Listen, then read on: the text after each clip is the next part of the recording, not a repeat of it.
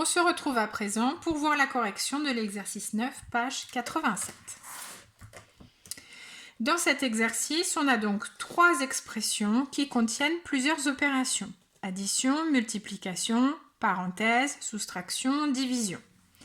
On va donc commencer par faire un rappel sur les règles de priorité opératoire. On l'a déjà vu ensemble et vous retrouvez le schéma dans votre cahier de leçon.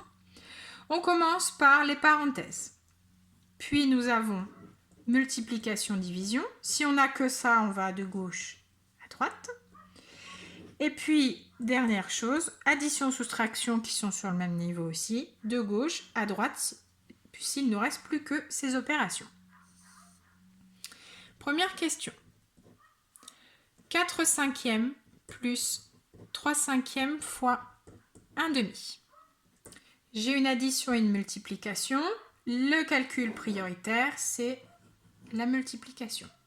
Tout ce qui est autour, je vais donc le recopier à l'identique. 3 fois 1 sur 5 fois 2. Ça me donne donc 4 cinquièmes plus 3 dixièmes. Je me retrouve à devoir additionner 2 fractions qui sont sur un dénominateur différent. Je vais donc devoir modifier. Est-ce que dans 5, je peux obtenir 10 avec 5, pardon. Oui, en multipliant par 2. 4 fois 2 sur 5 fois 2. Tout ce que je fais au dénominateur, je dois le faire au numérateur. Ça, c'est des choses qu'on a déjà vues ensemble il y a déjà un petit moment. J'ai donc 2 fractions qui sont sur le même dénominateur. Je peux facilement les additionner. Ça me donne donc 11 dixièmes. 11 est un nombre premier, je ne peux donc pas simplifier cette fraction. Ok ? Donc n'hésitez pas à faire pause et essayer de faire la question B tout seul, parce que peut-être que là, ça suffit à débloquer vos difficultés. Alors, moins 3 sur 4 fois 1 cinquième moins 3 dixièmes. Je commence donc par les parenthèses. Le moins ici, je peux le basculer devant. Là, je me retrouve dans mes parenthèses à avoir une soustraction de fractions, de dénominateurs différents. J'ai exactement les mêmes dénominateurs qu'à la question A. Donc, je pense que là, vous visualisez facilement ce qu'il faut faire. Donc, 1 fois 2 sur 5 fois 2, moins 3 dixièmes. Moins 3 quarts fois... Donc là, dans ma parenthèse, j'ai donc 2 dixièmes, j'arrive. 2 dixièmes moins 3 dixièmes. À présent, ils sont sur le même dénominateur, je vais donc pouvoir m'en occuper. 2 moins 3, le tout sur 10. Moins 3 quarts, on n'y touche toujours pas. 2 moins 3, moins 1 sur 10. Je me retrouve avec une multiplication de 2 fractions qui contiennent donc 2 signes négatifs. Je vais utiliser le fameux grand P, pair positif. Combien ai-je de signes négatifs ? 2. 1, 2. 2, c'est pair, donc le résultat est positif.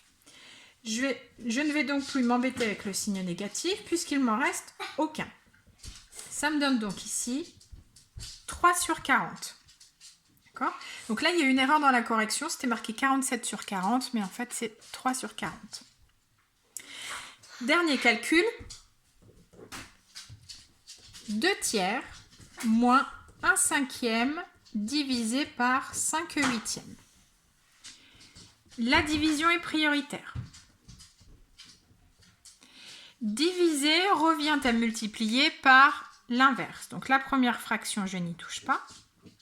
La division, je la transforme en multiplication et je pense à inverser celle qui suit. Donc 5 huitièmes devient 8 cinquièmes. C'est toujours la multiplication qui est prioritaire. Donc on reste toujours sur cette zone et on recopie le reste. 1 fois 8 sur 5 fois 5. Ewen, j'arrive. D'accord, oui, j'arrive, Ewen. Pardon. Donc 8 sur 25. Je dois soustraire 2 fractions qui n'ont pas le même dénominateur.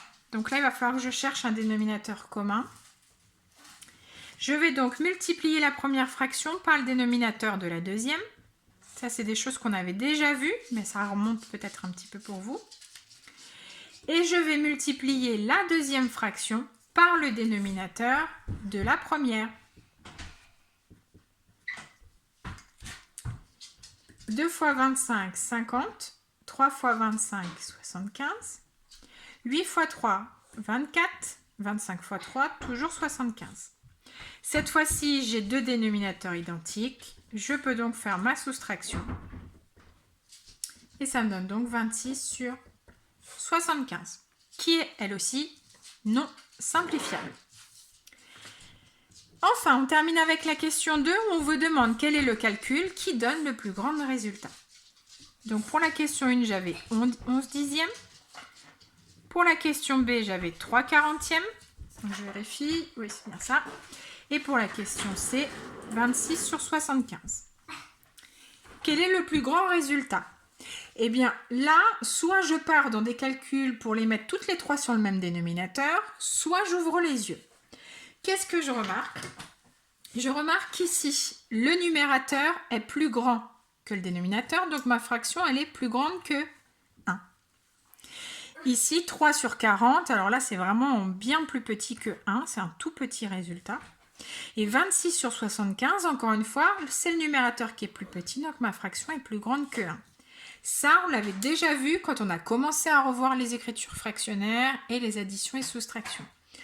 Du coup, plus petite que 1, plus petite que 1, plus grande que 1. Eh bien, quelle est la plus grande? C'est celle-ci. Donc là aussi, il y avait une erreur de correction due à l'erreur à la question B. Donc la plus grande fraction, le plus grand résultat, c'est le A. À vous de jouer!